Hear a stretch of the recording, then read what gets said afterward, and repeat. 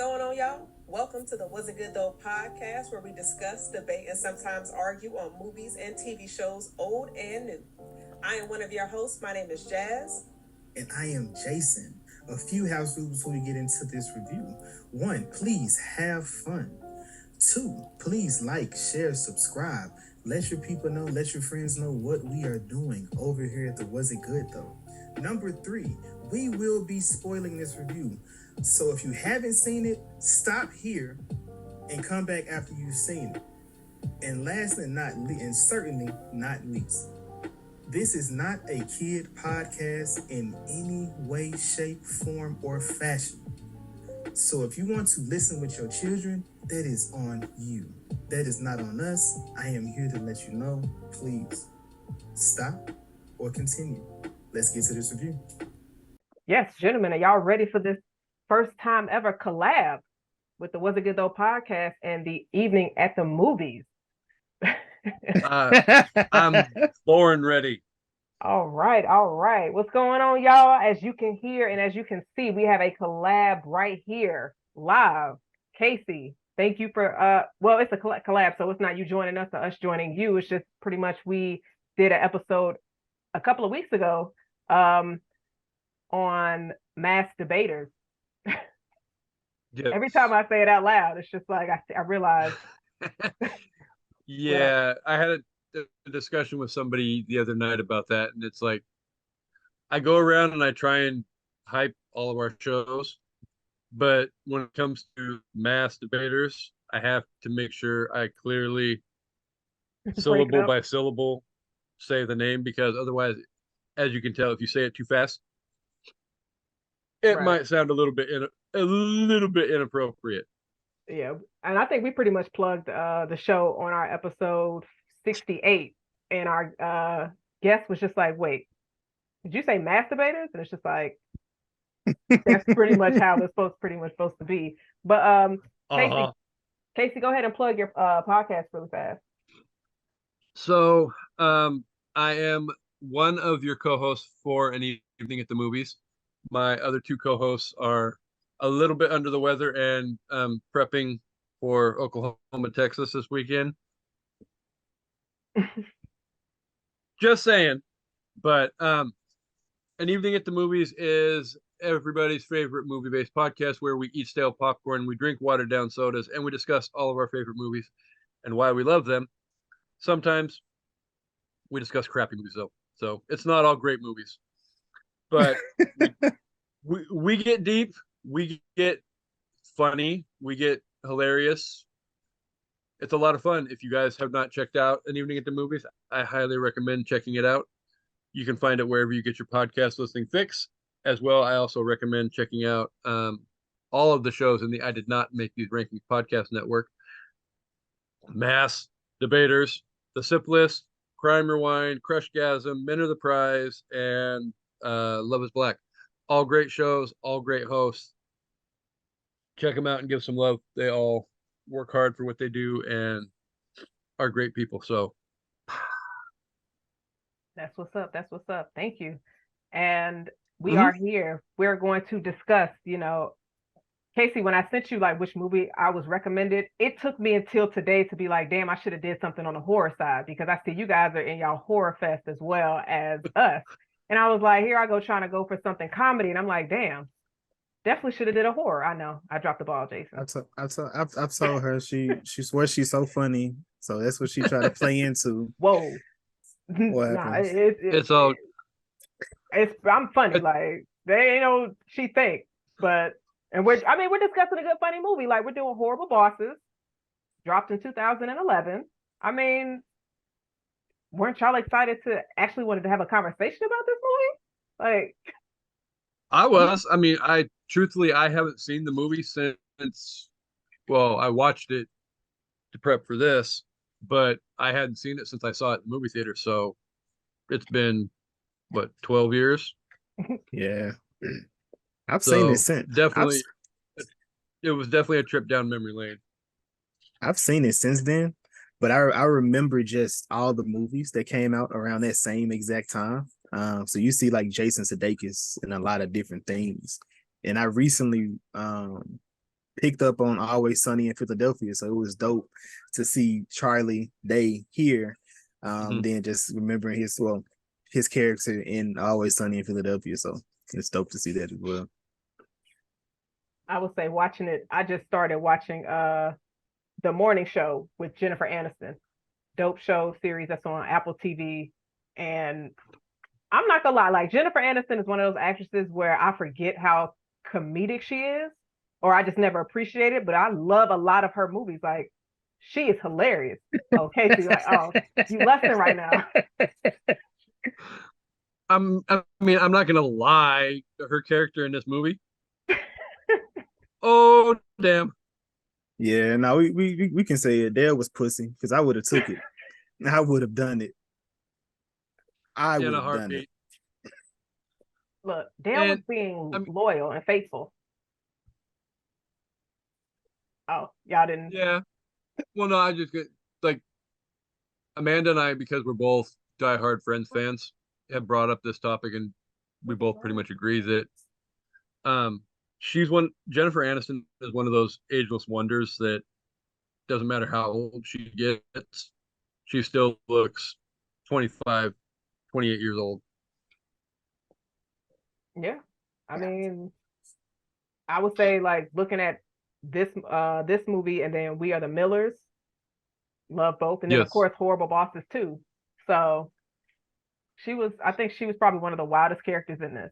Her and probably Colin Farrell, no, that's not his last name. What was the Koch son's the actor? It's Colin Farrell. Yes, it is Farrell. Okay, yes. So I had it right. Those two was probably the wildest ones in this movie. But yeah, so I mean, he's probably the bigger asshole than she was. Well, no, she was an asshole too, but I mean, most legitimate, men aren't necessarily going to be overly offended by her per se, where Colin Farrell's character, he was a dick. I like Colin Farrell though. He got a lot of range, man. He can do the real serious role. He can do the comedic role. Of course, he's in Batman. I'm excited for the Penguin TV show coming. Wait, don't hate on that. I'm not. It'll come, I guess. It's not nothing I'm looking forward to, but it might be fire. But we pretty much at the opening of this scene, we got introduced to all the guys. Who was y'all's favorite between Nick, Dale, and Kurt? I'm gonna let Kasey answer that one for me. I think they all kind of sort of have their moments. I probably lean a little bit more on Dale. Okay. I'm not mad at that. I think I'm gonna go with Kurt. I'm gonna go with Kurt because he was just like the kind of perverted. Fucking all the time. He was kind of perverted. I'm gonna go with Nick. Bit. Kurt was wild. How are you coming to this party, and we're gonna be jumping around in this episode, but and you getting mouth from the daggone dude who you supposed to be trying to kill's wife. Kurt, like, what you doing? He's been fucking my friend for how many years? Somebody has to get back one way. Wow. Actually, I'm not upset with that logic. That makes sense. But out of the three, I'm gonna say Nick, because he was obviously the one that was more level-headed and responsible. Of course, you pick Nick. Yeah. Yeah. I mean, why not? So, who do you think had it worse with the situation from their boss, especially after Kurt's boss died, because they was obviously cool and best friends, but then you had Colin Farrell's character and it ended up taking the company. Like, who was in a worse situation? For sure, Nick. I would probably go Nick, just for the pure fact Kevin Spacey was a hardcore dick. for lack of a better metaphor. But I mean, I, damn, could you be any more of an asshole than Kevin Spacey was? I liked his character though. Like, hey, like I could see him probably being like that for real. Like, you ever seen somebody act well? come on, yeah, Kevin Spacey, yeah. Just seeing how he took onto the role. He played like the nice guy that really was evil. Just the whole way he played that, it went really well. I thought it was wild when he was just like, yeah, so the vice president is going to be me after having Nick bust his ass, miss his Gam's funeral, and he Yeah, laughed in his face. Like, like literally, like, oh my god, you're Gam Gam. It's like, sir, could you be any less sensitive? I mean, obviously the guy lost his grandmother, but at the same time, yeah, it adds that whole rich element of assholeness to the character because, like you said, Nick busted his ass to get that promotion, and then he literally just, yeah, you know what? The new VP is me, and that's how it's going to be. But but at the same time, I'm only going to take 85% of the money yeah. allocated for my raise. So yeah, so you're going to leave 15% on the table, but you're going to take 85% and put it in your pocket. Okay, asshole. And then he's going to expand his office, gonna bust the Oh wall yeah, out. yeah. I'm going to bust this wall out, and then make my office even more big and more luxurious than it already is. I was hoping the scene where Nick Dick. like went up to him and just beat his ass. I was hoping that was real, but then I was just like, nah, it's no way. And the fact Yeah. that everybody else in the office was pretty much laughing and cheering him on, like everybody hated Kevin Spacey's character, but he was like you said, as an asshole, like those kind of managers. And Nick is just like, wait a minute, bitch, that you've been hinting that that's supposed to be mine. He was like, yeah, you worked hard, but nah. And so Well, I think we've all had bosses like that in our life. Maybe not necessarily that much of an asshole, but we've had bosses that had been jerks and a pain in the ass to deal with. Definitely. When was the last time y'all? What was y'all horrible boss? Can y'all recall the last horrible boss y'all had? yeah, I can. He was a dumbass. But, like he was a pure dumbass. But I'm not gonna lie, like I gave him like really, I didn't take that man serious at all whatsoever, because he would anytime he would put my name down, he would spell it JAS, and I would stop him and correct him and say I need two Z's every time. Like he just I mean, like I get that too because I'm that guy who always growing up, whenever anybody would write my name out, it'd always be Casey, not Kasey. So it gets old really quickly when you have seriously K, not C, K, not C. okay, Okay, and then 2 days later, it's like the back same C. shit. It's like, oh my god, are you fucking kidding me? All right, so yeah, I wasn't an asshole. He deserved that then. Thanks, Kasey, for co-signing that. Man, I don't know. I would say probably I had a boss. Oh, probably a year before COVID that like didn't know how to deal with clients, didn't know how to deal with employees, was a ruthless dictator, and it really made. And when you're spending 40 hours a week working your butt off for a company, life's too fucking short to be annoyed and pissed off and angry over stupid ass freaking bullshit because you have a horrible boss. that's a fact. That is a fact. Jason, you got one? Man, hell yeah. That's why I left Home Depot. Man, I was in that bit. I thought that was gonna be I was like Nick. I thought Home Depot was gonna be the end all, be all. I didn't, I was just a kid that coasted in high school. I was cool with being the C student, the B student. I was right there. I was perfectly fine. I didn't really care to go to college, but my parents said I had to go, so I went. And then they said I needed to get a job if I wanted to do the things I wanted to do. So Home Depot was the first job outside of high school. I had worked at Pizza Hut prior to that. I worked at Home Depot in college.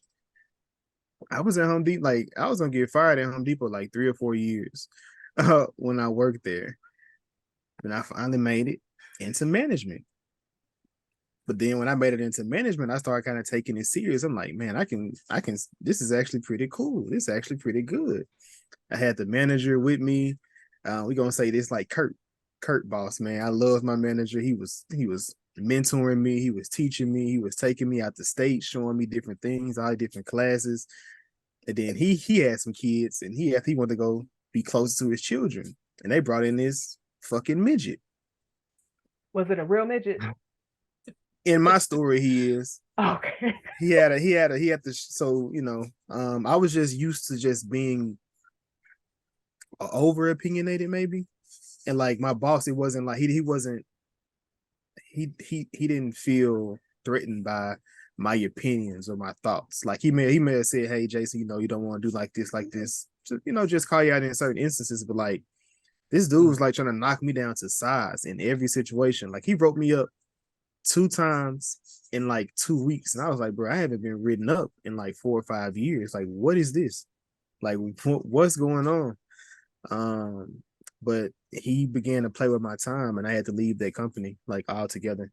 Like, people don't quit jobs because of jobs. They quit people. And I definitely quit because of that. MF for that, man.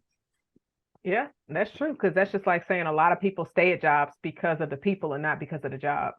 When you got like a good crew around you. That's why his bitch ass got fired, Mike Rutledge. I hope you fucking burn out here. Dropping names. Oh yeah, we gonna keep that name forever. I never forget him. Well, hopefully he'll still subscribe. But since like the guys seem like after a shitty day at work, which everybody deals with, they go to the bar, and we actually find out like Dale he's a registered sex offender. That's why I feel like Dale might have it worse because he can't pick and choose where to work. Because it's not true. Kasey, whose situation would you, of the 3 men, whose situation would you rather have as far as a horrible boss? So, as far as a horrible boss goes, I am a 46-year-old male, and at the end of the day,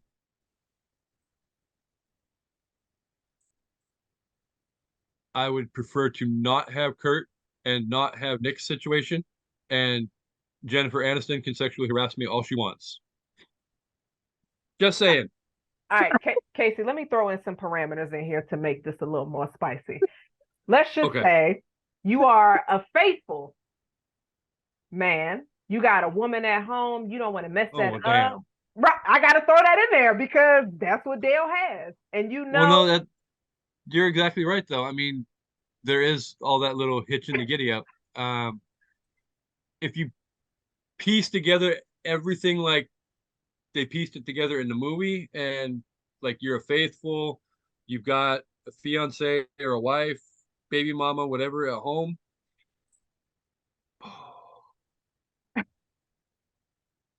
I would say probably Dale probably has it worse only because of the fact that you could get divorced and you can get slapped with child support and alimony and all of that, and that should get expensive. And he can't pick and choose where to work because he got that record. Yeah. So Jason, with those parameters, who has it worse? Nick, still. If I'm Dale, man, look, this gonna be my 3 for 3, Jazz. I'm trusting that she's not gonna tell on me. So you remember that lie they used to tell online where it's like black men don't cheat? Even in hypotheticals, y'all shouldn't be cheating. Because like, all right. But no, I think Nick definitely got it worse. Easily. Nick has the worst situation. I mean, you could make arguments for any one of the three of them to have a bad situation, whether it's Kurt and his coke sniffing boss, whether it's Nick and his Kevin Spacey boss, or Jennifer Aniston and her sexual harassment. Do y'all think if he would have, okay, let's just say hypothetically, if Dale was like, all right, I'll sleep with you just so you know how it is. Do you think she would have tried to double back, or a one time is a good time for her and she's just like, I'm done? I guess it all depends on how it was. Like, it could be so horrible that she tell, or it can be so great that she comes back. That's a horrible risk. Do people snitch if it's bad? People snitch if it's good. Well, yeah, because they want. I get it. I mean, people are gonna. If it's not good, there will be people who will open their damn mouth and say, "Hey, freaking so and so didn't know where to put it, didn't know how to use it," and it's like,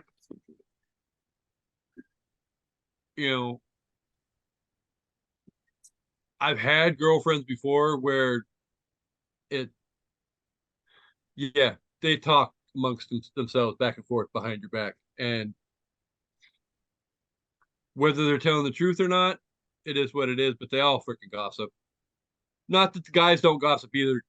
I'm not saying that by any stretch of the imagination, because guys locker room talk just as much as the girls and their coffee shop talk.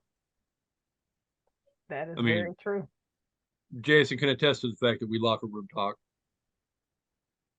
Yeah, Jason, people, I was gonna say, people that's listening can't hear you shaking your head, so you gotta. Yes, it happens. I used to do that all the time when we started an evening at the movies. Amanda literally would have to. People can't hear your nod. And it's like, okay. Well, I only do it when I don't want to, Yeah, he does it on purpose, because he'll just be like, "Oh, Jazz is right." I'm like, we can't hear you. People be listening. They right. Yeah. But question. Before you continue. So at the point of, where they go for relief afterward. What do y'all do to decompress from just one of those shitty days y'all have had at work? I'll get some wine. Anymore for me? Yeah. And probably try to see if I got an edible on deck. That definitely is very beneficial. The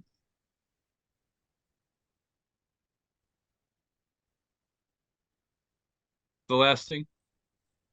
So between myself and Amanda and Shanna, your three an evening at the movies hosts, and then everybody else in the network, Dre and Harvey and Kendra and all of that. If one of us needs to decompress and do an episode, we could literally probably pull one out of thin air and get online and freaking do an episode just like that. But that's dope. Yeah, otherwise, like having a glass of wine, edible, something to get away from the stress, because at the end of the day, that stress is a bitch, and if you have to bring that shit home with you, it ain't worth it, because it causes a whole big freaking headache not worth it. That's you a fact. Cut ties and leave that shit at fucking work. That's a fact. I've been dealing with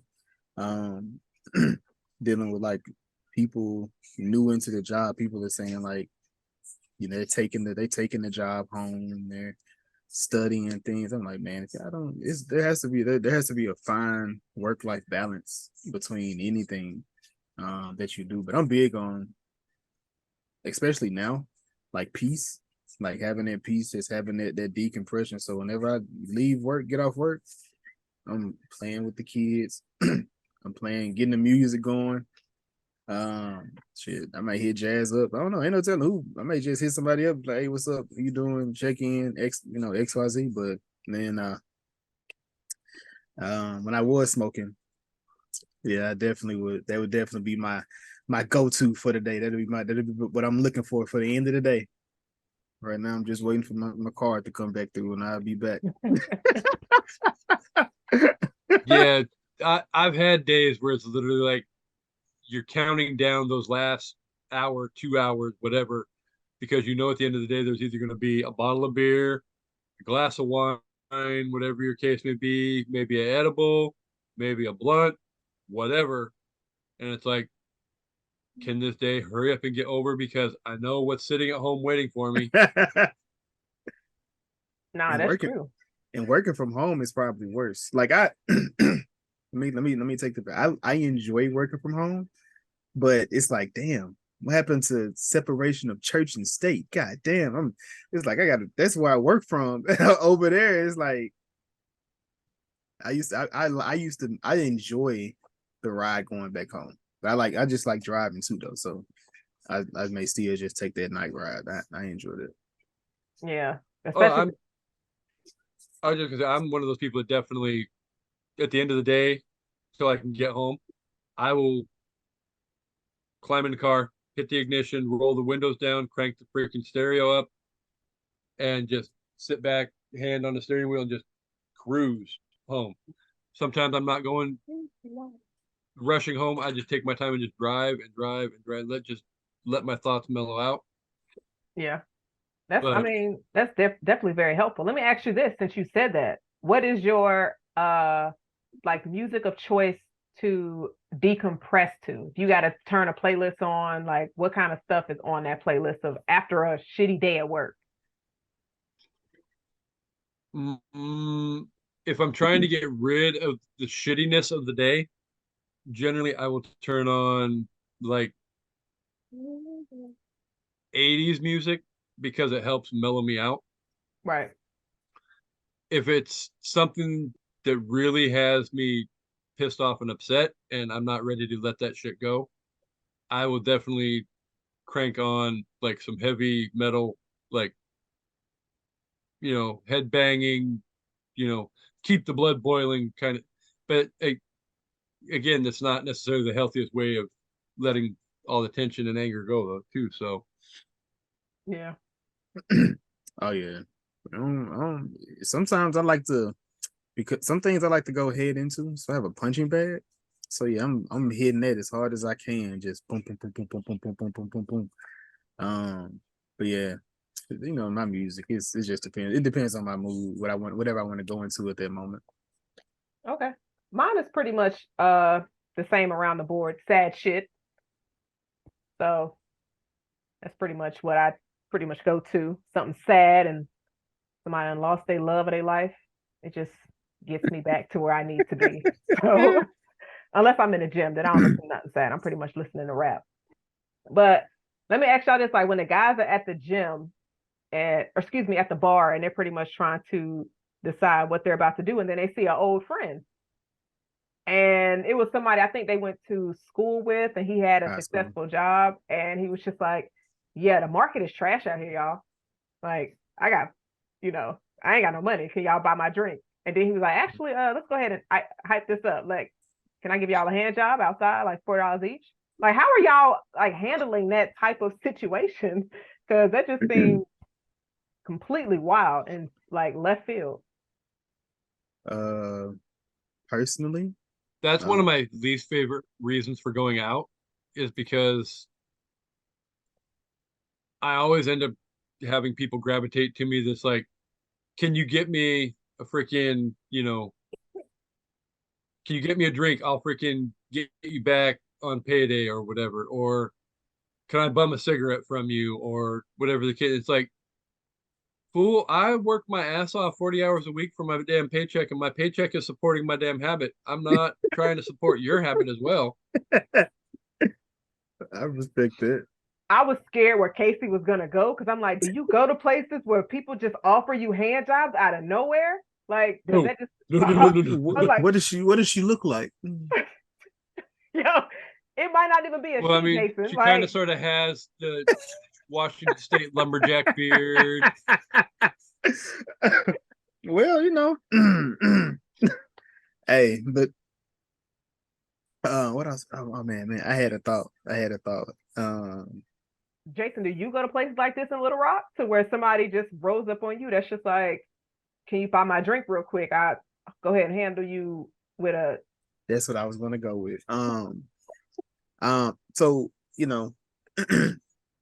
hand job isn't.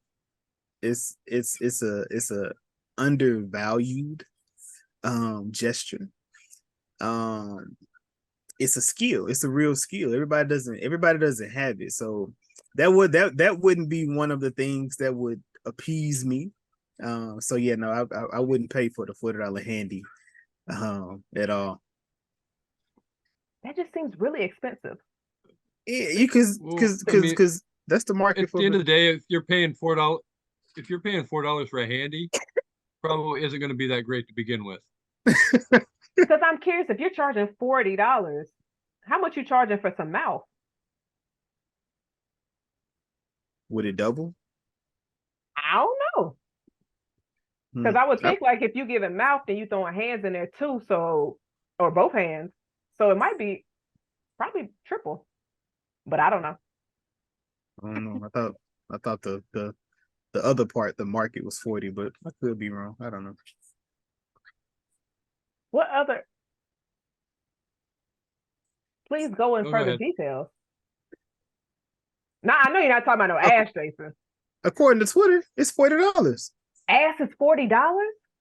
According to Twitter. Twitter just be lying. That's crazy. These bitches ain't making nothing.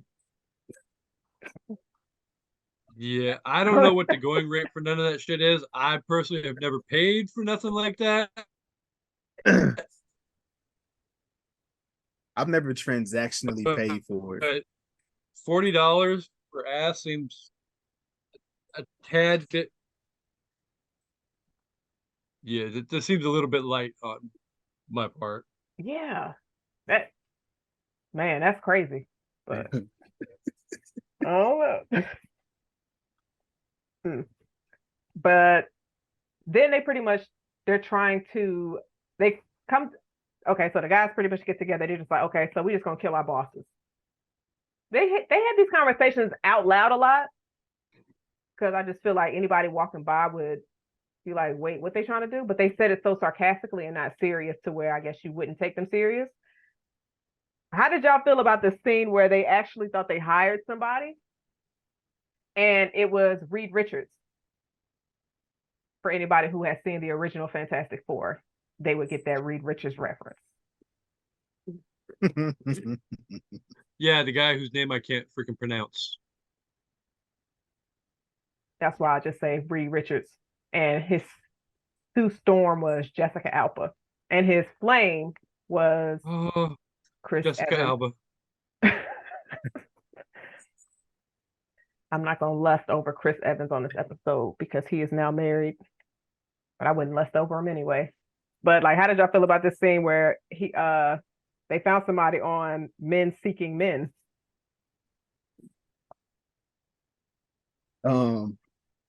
That was a Dale thing to do. That was definitely a Dale thing to do. Yeah. Wet work. Wet work seems like a interesting job. It's an interesting job. I see an influx of people getting into this type of play. I personally wouldn't on my side of the world, but I mean, hey, see, if you're looking for something on a discount, Jazz, sometimes it doesn't end up the way you think it's going to. It's going to end up what you think it's supposed to be. Certain services. Again, I think it comes back around to the whole, if you're spending, $4 or $40 for a handy or whatever, is it really going to be something that is worth it at the end of the day? Nope. Whatever the going rate is, I don't know. So It was $200, and he thought he was going to get somebody to murder 3 people. I watch enough Snapped episodes to know $200 is definitely not enough. Not that I've been inquiring, but I do watch Snapped, and they spend a lot more money. They get caught, but yeah. Well, I mean, at the end of the day, if it's, cause I know my luck, and I would accept the $200 and then probably get caught and go to jail. So is $200 really worth me going to jail for 20 years for? I don't think so. So somebody better be landing my pocketbook big time before I'm trying to kill somebody for you. Yeah, no, it got to be enough money for me, for my family to be okay if I'm caught. So, nah. For me, when I'm caught, because I always get caught. I mean, that idea didn't work, so they thought, let's go to the hood. And Kirk is driving, and his vehicle it's like an OnStar type of situation, and it's Gregory, but that's not the guy's real name because it's something that Americans can't pronounce. Atmanon. That I feel like trying to pronounce his name beat their ass more than their own bosses in this movie. But they pretty much go to the hood, and we see some familiar faces. We had 2 people that was in this movie from The Wire, the series. Oh, you did. But I forgot Bunk was in here until he popped up. Yeah. So we got to see and then Jamie, motherfucker. Jason, what did you think about motherfucker? Motherfucker Jones. I feel like Jamie's character here was the same character he was in Baby Driver, which is like it was interesting to think about. But I mean, Jamie funny to me, so I enjoyed. Anybody like you said, Jazz. If you speaking out, he in a black club now, so they paying attention to everything that's going on. Y'all sticking out like a sore thumb. And of course, if you go in a place like that, somebody gonna try to scam you. So he did what he was supposed to do. All right. What? Yeah. If you say so. I mean, you don't think so? I mean, it's definitely like they stand out. And you over here talking about who can I talk to hire to kill somebody, asking wild questions. So, I mean, I get it. If you're willing to give somebody $5,000, you haven't vetted this person. You don't know this person's history, their track record. You've never had a conversation. Why would you just give them $5,000? Because he seemed scary. His head was a tattoo, and he just had that confidence. Like he was faking it. At the end of the day, I always give people $5,000. Not. I'm not. They definitely weren't intelligent about it. Kasey, how did you feel about where he got the name Motherfucker Jones?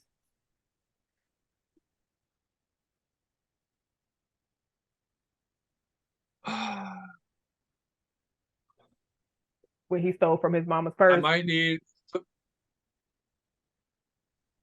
I mean, personally, I'm a big fan of the name to begin with. So, yeah. I mean, to me, it definitely felt like a big, huge cry or a tribute to like Samuel L. Jackson, and the fact that he's the one person in the world that uses that word more than anybody else. But I mean, I like it. I feel like Quentin Tarantino tells him in every movie that he's in, he's like, you have to say this at least 10 times. It's not in the script, but you just have to say it when you feel like the moment is right. I think 10 times might be a little bit light. True. Because he said it a whole lot on Snakes on a Plane. Yeah. Well, and yeah, it came out a lot in Pulp Fiction too. Oh yeah, absolutely. But not in Django. Yeah. I don't think he was saying it. I don't think he said it in Django. But no, I think you're right. But it would have been like it would have been weird for him to say that in Django, honestly, especially looking at the Yeah, time and everything that was going on in that movie. But yeah. I don't think it was necessarily as fitting during Django. right. So, and I think in the next scene we see them. They got the money together to give to motherfucker Jones, and he was like, "No, I'm gonna be y'all murder consultant." There's no way those three men couldn't beat his ass and get their money back. I mean, not where they were at, but I mean, they probably could have thought about that. But do you think any of these three men was going to do any kind of aggressive fighting? No, but $5,000. I mean, but then again, I'm thinking like realistically, they were sitting in a booth. Three of them was on the same side of the booth. Three adult men, while on the other side is motherfuckers. I'm just like, why y'all all scrambled up on that booth together? But You think they should have kind of surrounded him? I would have beat his ass. Y'all letting $5,000 just walk for a consultant? For the shit that you can just learn while watching the ID network?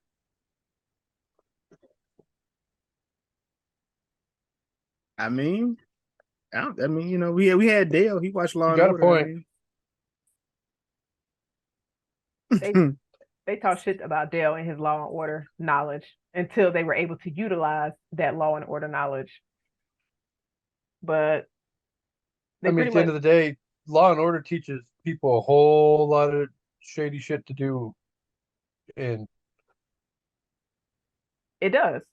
And they, for some reason, still went to the house, no mask, no gloves, none of that. When they went to Colin Farrell's house.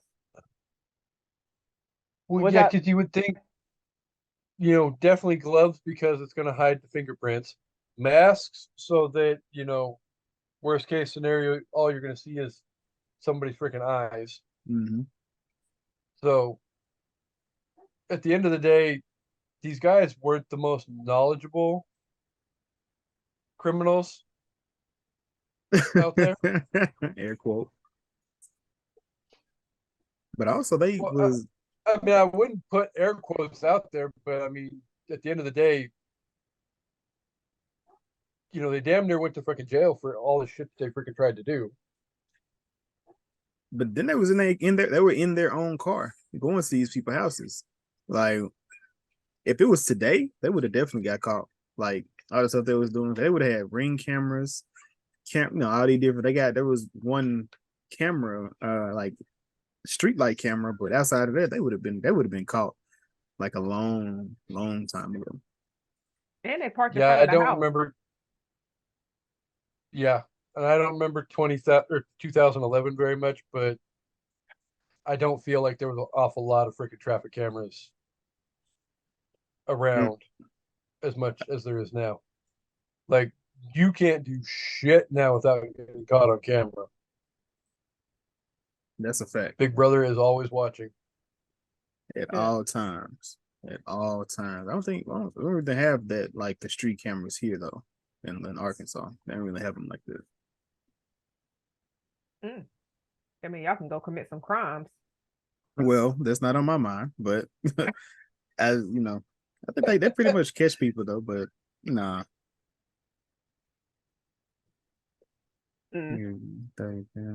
But when they got into Bobby, is that his name? The cokehead? Bobby Pellet. Yep. Yeah. Bobby's house. We see Kurt go upstairs. Wait. Mm-hmm. Yeah. And he was he was doing some wild shit with a toothbrush. I was like, what is going on? That was nasty. I get it. That's something you doing, Jason? My butt is off limits. Only things leave it. Personally, so no, I'm not shoving things up there for revenge. No, that's not one of my revenge tactics. If I would have maybe put hot sauce on it or something, something silly, drop it in the toilet, maybe. Pee on it, possibly. But shove it in me? No. Yeah, no, I will back up Jason on that one. So if Ain't y'all nothing were going in, but I would definitely like hot sauce, pee on it, dunk it in a toilet. You know, that's different. But yeah, ain't nothing going in me. so if y'all were at your boss's house and it was obviously a shitty boss that you was dealing with, and you were just like, let me terrorize and do some nasty shit while I'm in their house while they're gone, outside of the toothbrush thing, like what would y'all do? Well, I mean, I wouldn't be opposed to dropping my damn pants and like cleaning the front area. You know, it is what it is. There's plenty of other stuff you can do to a boss's like toothbrush or whatever, hairbrush, whatever the case may be, without necessarily having to stick anything up something. What would I do? Like, I wouldn't like. I would probably go find some. Well, actually, I'd go to Home Depot, and I would It get all like comes full circle. I would get like some cedar mulch or something, and just pour it throughout the house, or some manure, and just pour it throughout the house, because it's gonna be a moment to get it out of there. Went over his brother Mark Tremonti, who is the guitar. I would probably try to see if there's like, depending on where it's at, if there's like an anthill close, I would get a bag and put the ants in that bag and just let them motherfuckers out in the house, somewhere in the kitchen or in their bed. No, definitely in the bed or in the kitchen for sure. Because imagine trying to like get home and you like, oh, I'm about to you tired, about to get in the bed, and it's a bunch of fucking like fire ants in your bed. You ain't going to sleep. And I'll put some on the couch so your bitch ass can't sleep down there either. Yeah, I would probably do something like that. Kasey, you know what you're doing? Yeah.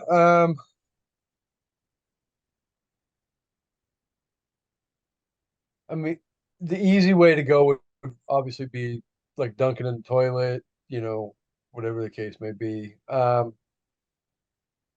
That's the fun part, though, is trying to come up with something genius and creative at the same time as gross and nasty at the same time. Because, yeah, if they're gonna have to put their toothbrush in their freaking mouth, you gotta go over the top with what you're gonna do for payback. Right. But I think after this scene, they go to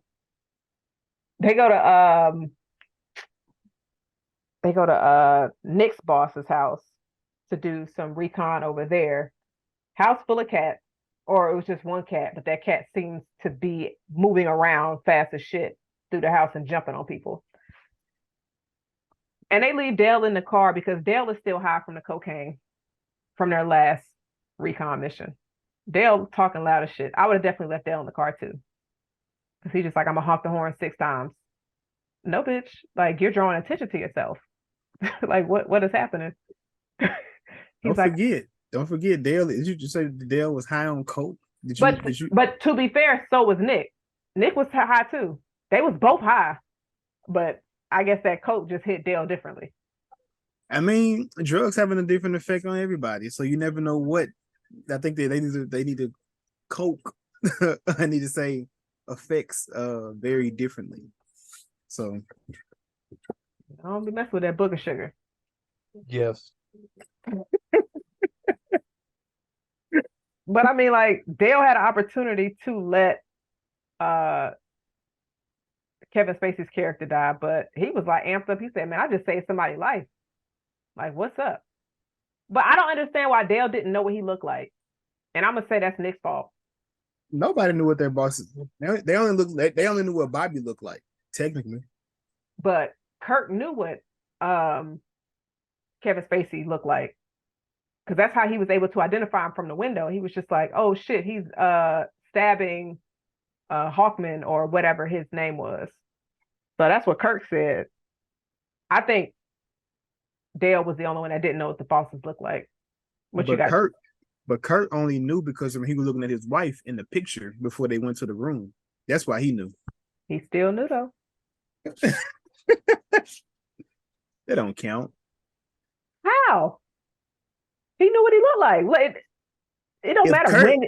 If Kurt was outside, he wouldn't have knew that was it, man. Okay, I see what you're saying. He found out when he got to the house. Exactly. Got you. Which was goofy anyway, because he had that hideaway rock, and he gonna try to throw it through the window. Didn't break nothing. I mean, it's plastic. It's not supposed to break nothing except it. You may break it. You would break that rock before you break anything. Some of them shits be hard. Not saying that I have one outside my house, but some of them shits be hard. I hope you don't have one outside your house, and if you do, you need to change it now. I don't have one outside my house. If I get locked out my house, I'm just gonna have to call somebody because there ain't no key sitting outside. You don't know how to break into doors? No. Okay. Me neither. I was just asking. Yeah, I'm not. I think that hide the key in the rock gimmick is probably one of the dumbest things in the world that anybody could freaking do. So, like as a kid, my parents did that. Just my own personal opinion. Yeah, but that was like in. Well, I think that we all did it when we were kids. But like right now, nah, it's definitely not safe because a lot of people expect it. They're just like, let me look around and see if there's something around here. I'm just gonna be like, nah. Let me just hopefully somebody is in the vicinity or the same city as me that I can trust and I can get them a spare key. Well, now, I mean, at the end of the day, you can walk into any Home Depot or Walmart or whatever, and you can find the little whatever that you can hide the key in. So everybody knows that they're out there. So it's like, oh, I'm gonna try and break into this house. Here, let me look around and see if they've got any of these freaking stupid ass fucking rocks with the key hidden in it. Oh, look what I found. And you got the key, and now you break into the freaking house, get what you need, freaking take off out the door. You gotta hide it under one of your plants. Not that I'm saying that I got one hidden under mine, but just some ideas. But when the guys are pretty much trying to leave the Kevin Spacey's house, Kurt drops the cell phone, and it goes under the couch, which I'm just like, okay, this seems like it's going to come back on him. But I mean, realistically, that just seems like a good idea. Like you have 3 people that you're trying to get rid of. Try to plant stuff to where they can cross paths and I guess try to kill each other, even though I don't think any of them knew that they were capable of killing somebody. But Kevin Spacey's character was kind of crazy. And he was highly jealous. But granted, his wife was cheating on him. So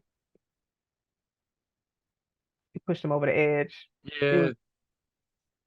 I think it was that surprise party. At the end of the day, fucking Kevin Spacey just a dick. Yeah. This is true.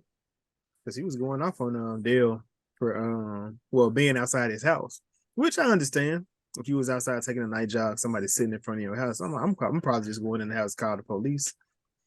Or get my gun. Because now I feel like you start like you're casing my house or something like that. What are you doing? Just sitting out here looking all suspicious. He had a really serious peanut allergy. And then Dale's just stabbing him in the chest. That's a real thing, though. Most people that have peanut allergy, it's always very aggressive. Yeah, but I don't think they need to be stabbed as many times as Kevin Spacey was in this scene. Like he stabbed him. He did the whole Pulp Fiction in the chest multiple times.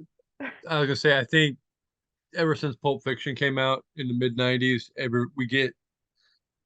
everybody has to understand that. Ooh, legit. And then ultimately you end up with a freaking person with the damn big ass freaking needle sticking right out of their freaking chest. Never forget that scene. That shit was crazy. I'm not gonna lie, that whole movie was crazy. But yeah, Yeah. Once you Uma saw Thurman with a big ass freaking needle sticking out of her chest. Yeah, no. Vin Rames bent over in the basement. Yeah, that is probably the hardest scene ever in the history of cinema for me to watch. There probably is worse, but yeah, that, him and Bruce Willis downstairs in the basement and bring out the Gimp.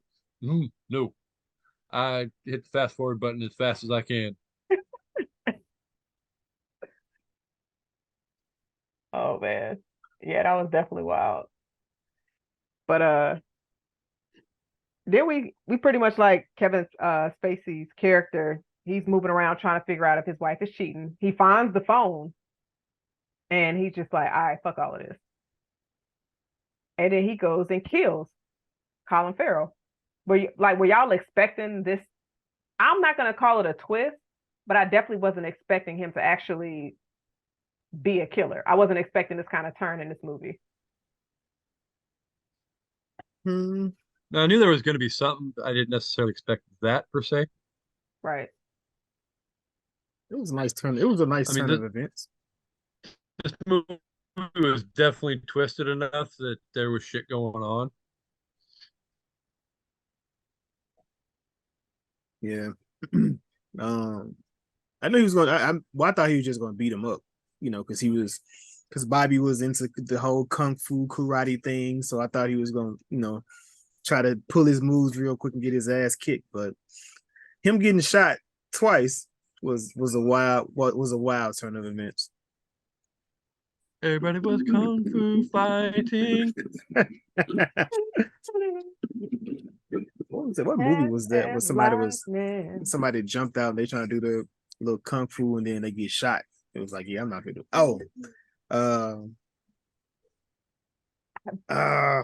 Harrison Ford. Raiders Indiana Jones. Indiana Jones. Yeah. The guy comes out and he's all flipping with the sword and he just pow. I feel like a few movies have done that though. Indiana Jones might have been the first, but I feel like it was a few movies where somebody came out and was trying to. I can't think of shit now, man. Like I can't think of it now, but I think a few movies have definitely tried that. But the guys are panicking because they just sitting there like, and for some reason Nick sped away from that crime scene after seeing it. For some reason.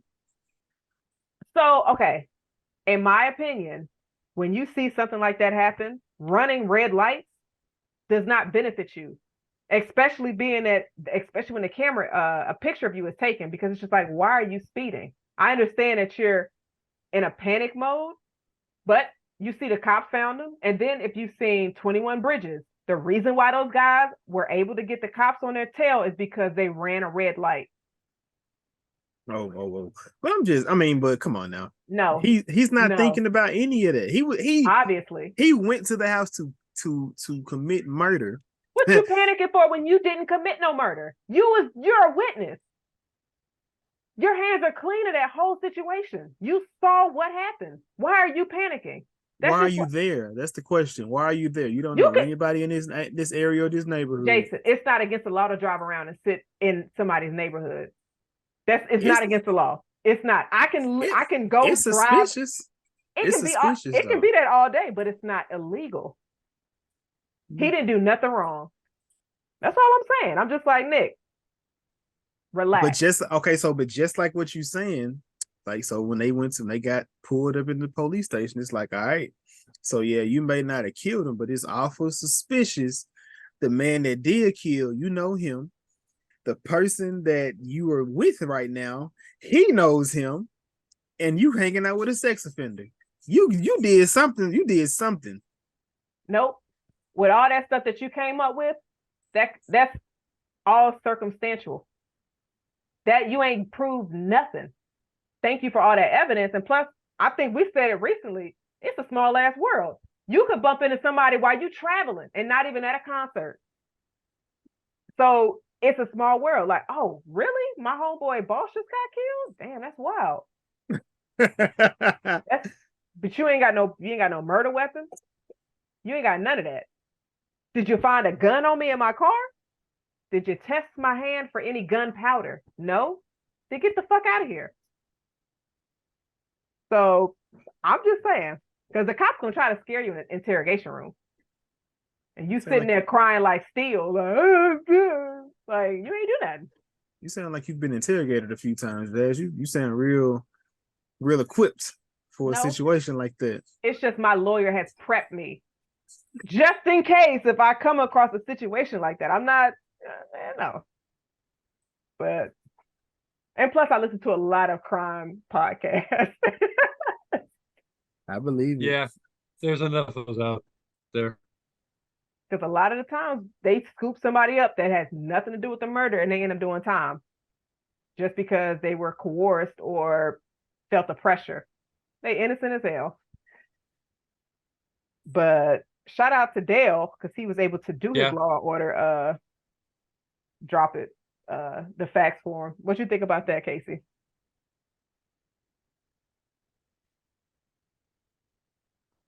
Well, I mean, at the end of the day, you know, being a hardcore Law and Order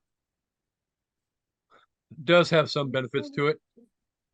So, because without that capability, the whole situation could have been a lot worse than what it was. Right. And he had a lot of confidence in what he was saying. It's just like, y'all just asking us questions. You can't book us. And the cops was like, no, we couldn't. Like, yeah, so we out of here. Peace. But I thought it was funny. So before they even got scooped up by the cops, when they were trying to go look for a cell phone, the cop that actually was questioning them when they were in the car was the same guy that was in the Old Spice commercials back in the day. Let me not say back in the day, but like a couple of years ago. I'm like, get your Old Spice smelling ass from my damn car.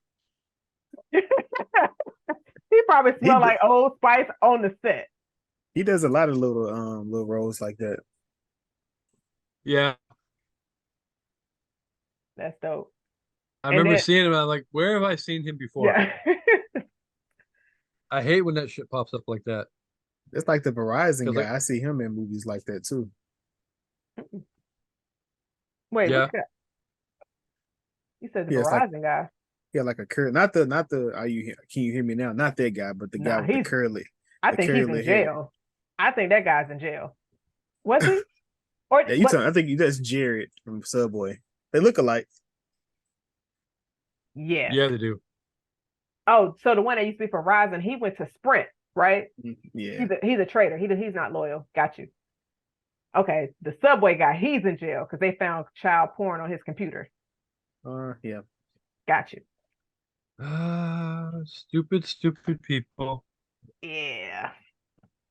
But I guess like at this time they were trying to figure out how to let the cops know that Kevin Spacey committed the murder. And they was like, let's go back to our murder consultant at the same club trying to get some money. The fact that he was like, I need more $5,000, and then he was like, $2? Well, can you buy my drink? Haggle, man. If you go, why your closed mouth don't get fed, Jazz. So you might as well. They was closed mouth doesn't get a handy.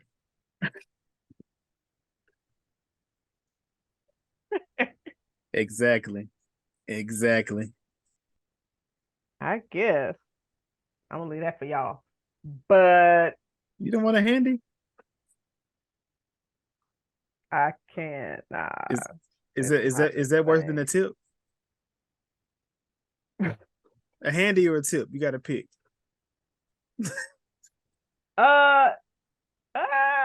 Ooh.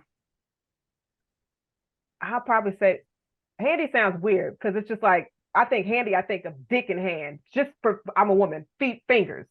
So fingers and tip. Or you can pussyfoot. I seen that around on the internet too. What? Oh, never mind. You continue. This was about to go a totally different direction. But since we're here, Jason, can you explain? Because I'm curious now. Which I one? feel like we've got a rabbit hole and we just jumped way down into that son of a bitch. That's on brand for us. There's a young lady on the internet with a foot inside of her. No. Can you kick it? No. Okay. Fuck no. Ew. No. Nah. Mm-mm. All right. I'm gonna say fingers. Like no. I mean, you say you don't like it girth, you like length, so I mean, you might want a size 12. I don't know. Oh God, that sounds terrible, Jason. No. Women can produce whole babies, so I know a whole foot ain't that bad. Jason. That's coming out. You talking about a foot going in And out. It's doing both. Nah. That would look wild. Like trying to envision a dude that's like this he's playing soccer. Like, no, nah. Nope. I'm gonna take the fingers. That's what my vote's gonna be. I don't even remember what your initial question was. It's with fingers a tip, right? Because the tip is a trap. Kasey, question for you, since this is completely we are real. Is just the tip? Yeah, I kind of sort of opened the door for that. Is just a tip a trap? Yes. Thank you. Yes. All right. That's all I needed. Don't say nothing, Jason. There's nothing you can say anyway. But so they pretty much go to Kevin Spacey's. I feel like I can speak for myself and both of my co-hosts as well. Yes, it is a trap. So that's 3 votes. Oh my God. Look, no, it's I'm gonna tell you why it's not a trap. She consented. She understood exactly when it was offered of just a tip. I mean, like waiters and waitresses work for tips. So like it's not that bad of a thing to just for the tip. I don't even know. I don't see the correlation of that at all whatsoever. The tip ain't bad. It's not a trap. It's the gateway to more. Oh, Jason. Because it's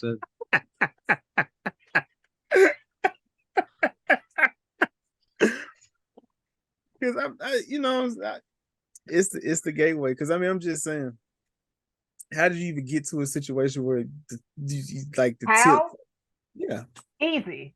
Be like, could be chilling. It's just like, let me just put the tip in. Like, no. Just so we tip, just wait.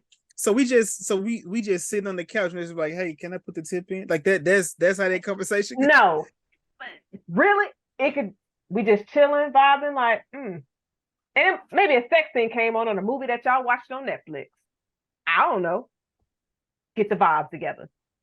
Or you might be watching this, might be lusting over Jennifer Aniston. I don't know. Be like, just a tip. Any situation can. How many situations are you in where tip was offered? Basically, when the tip is offered, it's more so, not all the time, but more so the man is like, let me just put the tip in. Not a lot of women gonna be like, let me just get that tip. Like, no, she gonna want the whole bank. But clearly she want. I mean, is she the one doing the trapping? Because like all he offered was the tip. She's the one that didn't just accept just the tip. Basically, don't offer if you plan on giving more. Don't be an overachiever. Don't be an overachiever. Don't be a beggar.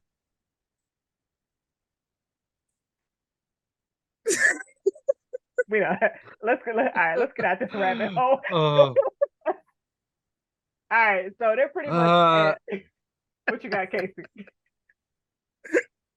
Yeah, I was just gonna say anyway. So they're pretty much at Kevin Spacey's house and there's a surprise party. And it was like, oh shit, we wasted a surprise on y'all. All right, y'all come on in. We need to go ahead and get back together so we can get ready for when his character comes in. His wife obviously knows that he hates surprises. which is probably why he was just like, this bitch, you know I hate surprises. She's like, we got him, y'all. We got him. And probably why she out here giving somebody else mouth who just said she just looks like a model. I'm not gonna lie. Kurt was out here, he was pushing it a lot. He had Meghan Markle, because she was a FedEx woman, wasn't she, Jason? You spotted her at the beginning of the movie. Mm-hmm. Do you think she came back to get his signature? She might have. Or she got written up for not getting the signature. I mean, it all depends. I'm pretty sure they shouldn't write her up for that. It was small. Do y'all think their game plan of trying to actually record him was smart? Like doing it at the house, like confronting him and all of that? I think so. Yeah. I mean, at the end of the day, you've got to find a way to cover your own ass. So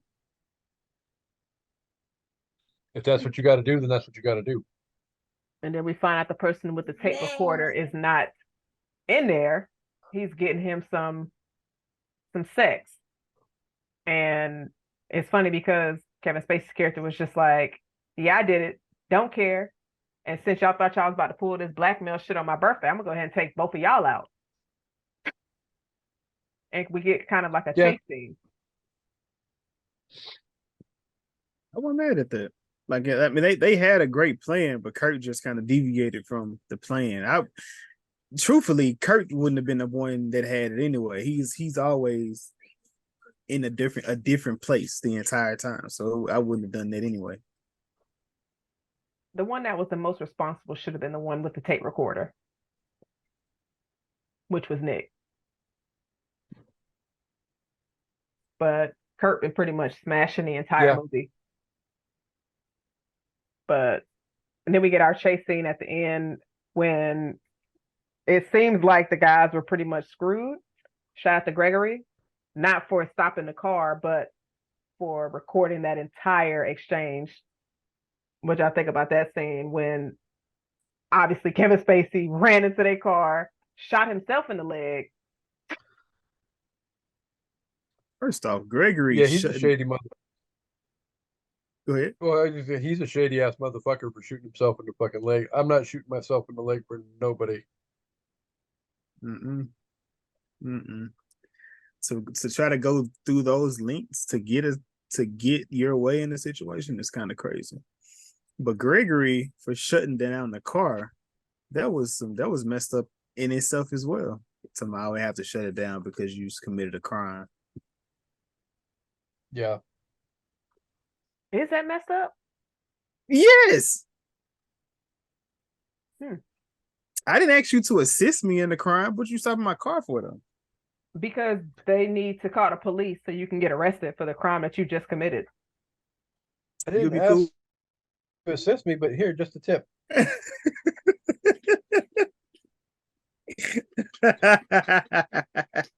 Here, I got a tip for you, all right? Don't go swimming after a big meal. Don't go walking down dark alleys alone. Yes. But yeah, I thought that was funny that Gregory pretty much recorded that entire exchange. And so the guys didn't have to go to jail. So, well, I mean, because otherwise the other recording pretty much got screwed up and didn't have the information on it that was needed. So, thank God for Gregory. He was too busy recording Kurt and Kevin Spacey's wife having sex in his house. Yeah. He probably kept that recording too. Kurt seems like the type. Yeah. He really does. Just to play it back like a game of a jigsaw game.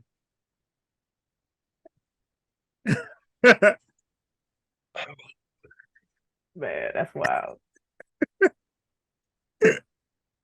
Man, what was it? After they did that, they all had, I guess they're all little celebratory moments. But it looked like Nick still got like a horrible boss, or at least a crazy one. Just don't bring him his coffee cold. You won't end up in the trunk. That's it. That's what you can do to avoid that situation. That's a wild situation to get into. People take their coffee serious. But Yeah, I can say come spend any amount of time in the Pacific Northwest. People don't fuck around with their damn coffee up here. so he might have been justified to put the dude in the trunk. Now I don't know how long he was in there, but he said I need to take a shower. So he probably was in there for a couple of days. Yeah. Sorry to that man right there. Yeah. But you. And we find out Marge isn't pregnant. he was walking around the office rubbing her stomach though. So I can understand why they thought that. Maybe she just wanted to feel on herself. Who's to say that she's pregnant? I can't make her be pregnant because she's touching the stomach. You can't, but she did look pregnant. She for sure did. She for sure did. Yeah. You think Kirk was trying to make a move on her? Nah, absolutely not. Why you say it No, like I've that? seen a lot of guys like Kurt who will still act all flirty and kind like he was acting to her. But yeah, still at the end of the day, she had no shot of him getting it in. She was not getting just a tip from him. Clearly, Julia, aka Jennifer Aniston, was not getting a tip from Dale. Ooh, no, you thought really quickly maybe it might happen, something might happen, but then all of a sudden, just when it starts to get really good, freaking dude just out cold starts laughing. It's like, oh shit, I'm caught. Sis started talking to his dick. Like Julia was wild. She can be as wild as she wants with me. I will not complain.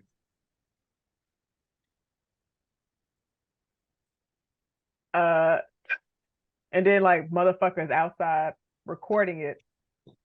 So now Dale is like, look, I got the recording of you trying to do this shit. You paying for I've my got the video. honeymoon, right? And she couldn't do nothing after that. No, that's why you have motherfucker Jones. So that $5,000 was actually worth it.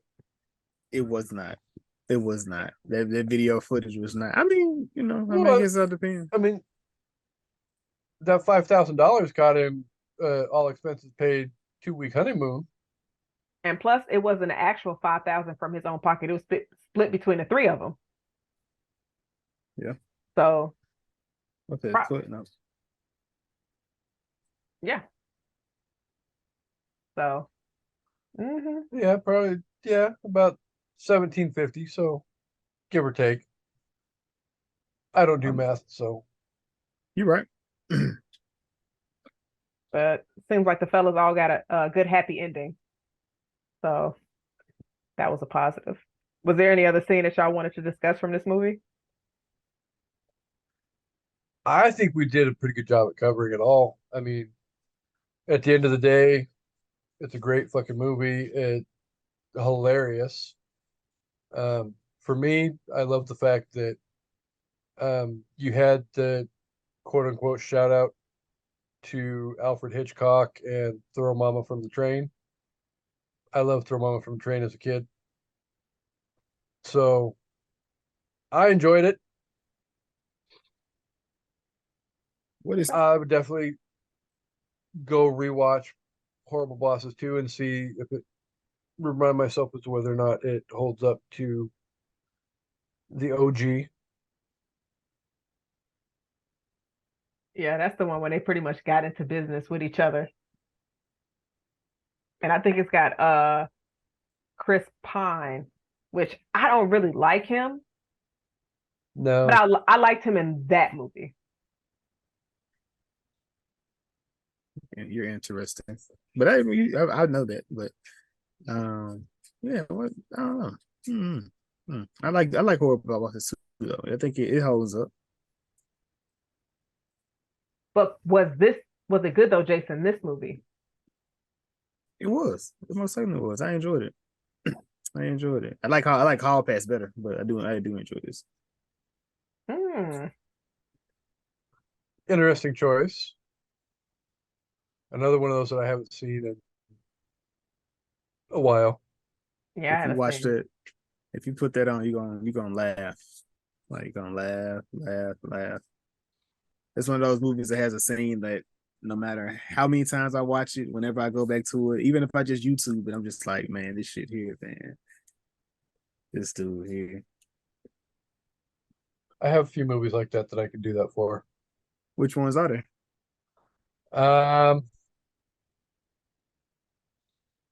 Oh, um, I'm drawing a blank right off the top of my head, but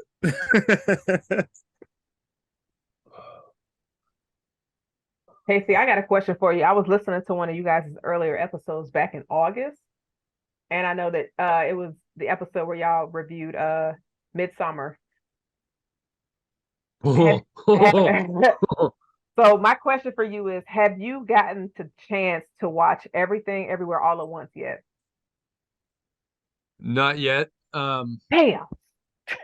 Midsummer, it definitely was my first venture into the world A24. of A24. Right.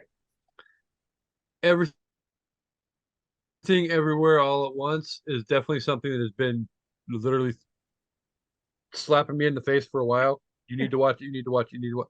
And I definitely will be getting to it rather quickly.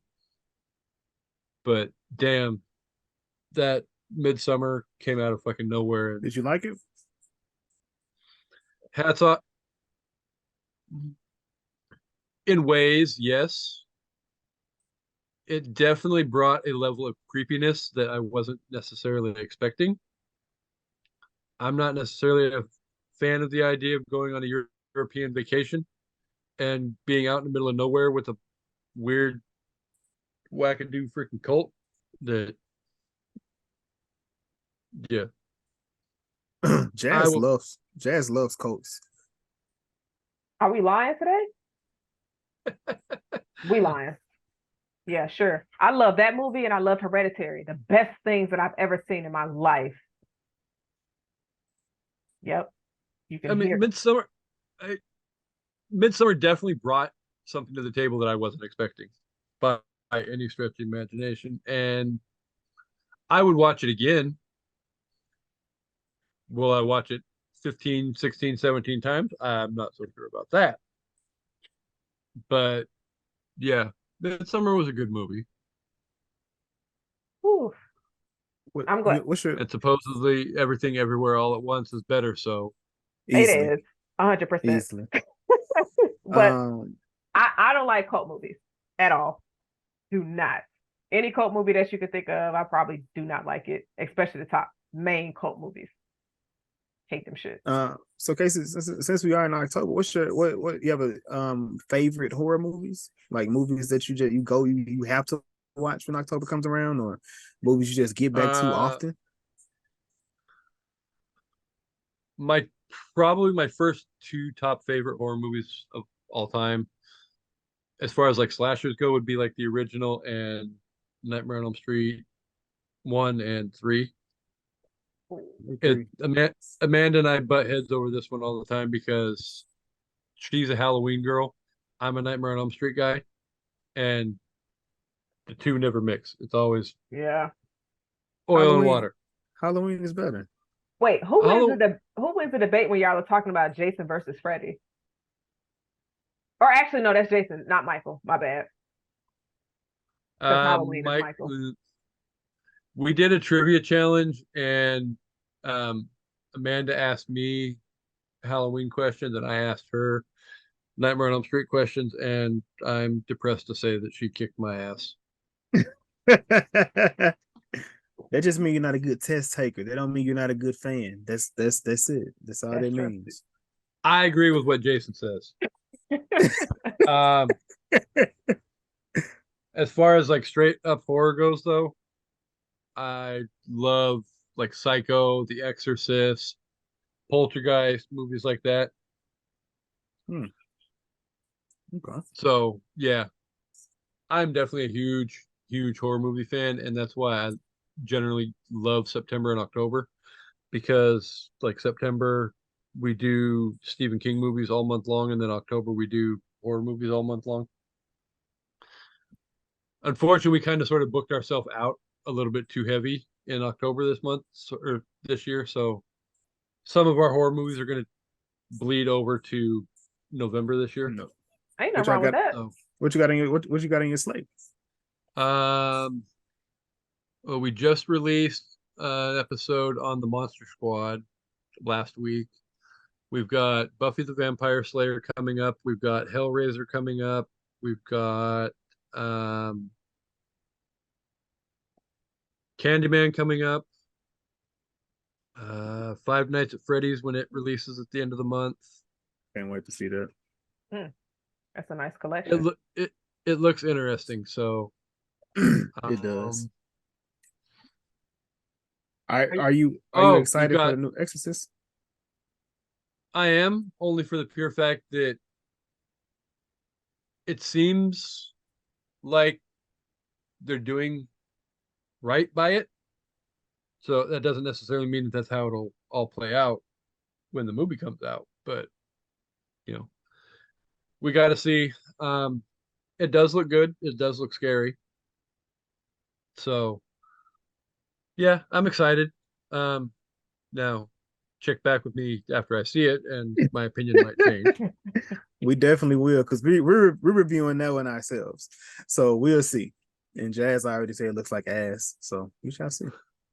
Only reason why, and I have my reason as to why when I first saw the trailer, I was just like, nah, I'm not sold. And it's because like all the previous Exorcist movie or any kind of exorcism movie, there was never a Black character because Black folks don't really get involved with any kind of exorcism type of shit. We normally stay on the voodoo type of vibe. So with this one having... Yeah, like Get Out. Right. Or Skeleton Key, even though the main character was a white woman, but you also had her Black friend, like that told her don't fuck with voodoo. So for this one, I'm just like, all right, what y'all bringing to us? And I understand they wanted to bring in something new to where you had two girls get snatched up by the devil. But I'm like, all right. So I'm curious. And I've been seeing mixed reviews as well. Now, if it turns out to be good, I'll definitely drop that and say that. But if it turns out to not be as good, Jason, you already know where I'm be leaning. I'm going to be like, I told you this shit was going to be trash. I don't think it'll be trash though, but I think it'll just be like, all right. It might be trash. I don't think it'll necessarily be trash per se. It may not live up to the hype.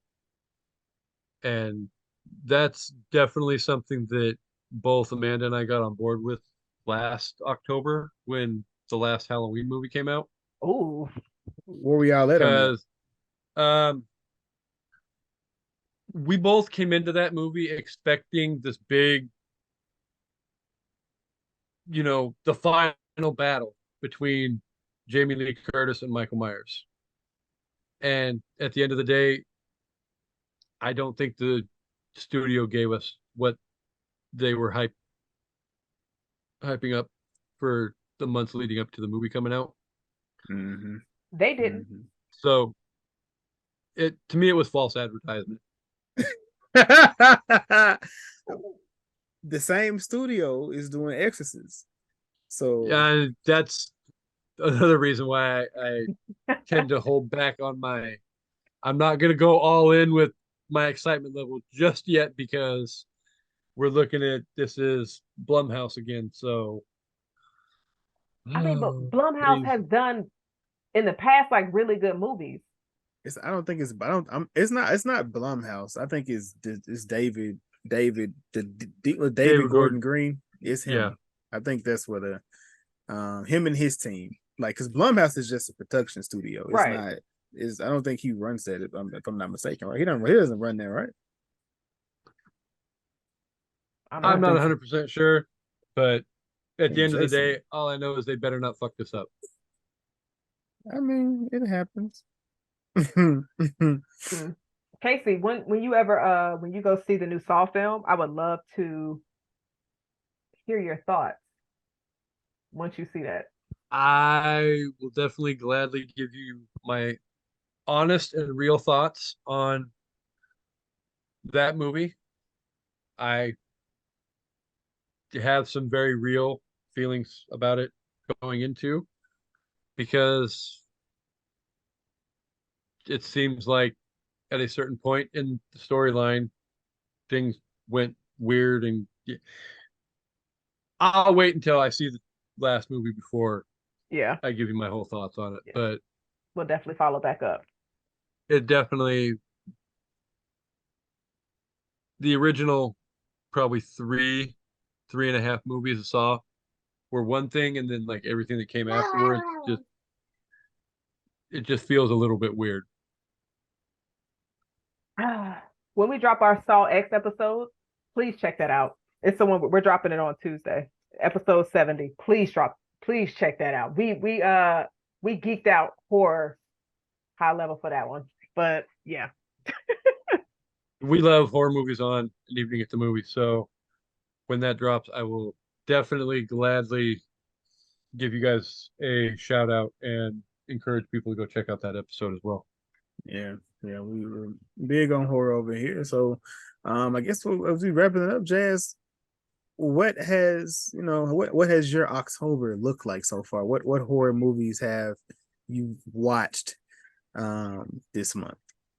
I mean, honestly, I wanted to get ready for our Saw X review, so I just been pretty much did a rewatch of all those films. I'll probably pick up something off of Tubi because I feel like they're gonna have a nice horror selection. But I don't have anything that I'm currently watching now. I try to at least get a nice Nightmare on Elm Street remake, or excuse me, rewatching, and of course some Scream because I stand Scream. Stan But West Craven. that too, shit, that's fine. Sure. And it ain't nothing wrong with a little Wes Craven. Or a whole lot. Here for it. No tips. Exactly. Nah, that's not no, just no just a tip for Wes Craven. ain't no tip. I'm like, you get that shit out of here. Whole thing. So, but yeah. Yo.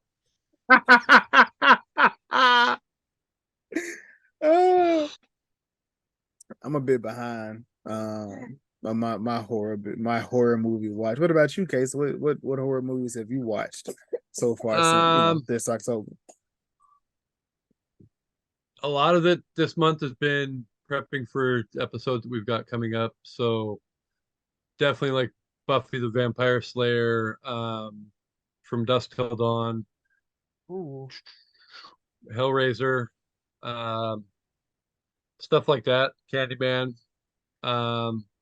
I'll always make time for Nightmare on Elm Street. Maybe if I'm lucky, I'll sprinkle in a little Halloween willy-nilly throughout there. So Gotcha. there's definitely some classics that you can throw out there and check out each and every year. So That's a fact. that's what's important. You can't let go of the classics. The classics are what brought us all to the dance. So There you go. I appreciate the classics, but I'm not really a huge rewatcher personally. So I'm always looking for something I hadn't seen. If I watch a classic, typically I'm trying to introduce my children to it. I think last year me and my oldest daughter, we was doing some Scream. We were going through the Scream franchise. So she's 13, so I think she's of age to go into that. I was getting scared shitless at 5 with Freddy Krueger and things. So I was fair. I didn't introduce it at a young age. no, but you got to start them early enough that they can appreciate it as they get older. And have nightmares. Because Freddy gonna give you nightmares, just like Yep. Pennywise. Yeah. Exactly, 100%. I love my Freddy. I love my Pennywise. But yeah, did y'all have anything else y'all wanted to add to this episode? I didn't. I'm good. I didn't. This Yeah. this was definitely a lot of fun, and we got to do it again when I can get the whole freaking group together. And Shanna's feeling better, and Amanda's not going to Norman for stupid Oklahoma Sooner game. Hey now, hey, college football. That's my shit. So I get. I said you said Oklahoma Sooners, right? Football. Football game. That's my shit. I'm not a Sooners fan, but college football is very fun. I love college football. Like that, but man, this was an evening at the movies with the Was It Good Though podcast collab. Horrible bosses. Kasey, we definitely appreciate you, man, for tapping in and talking with us. Do you have anything else that you want to throw out there for the people? Your handles or anything? You can find An Evening at the Movies all over social media. Just search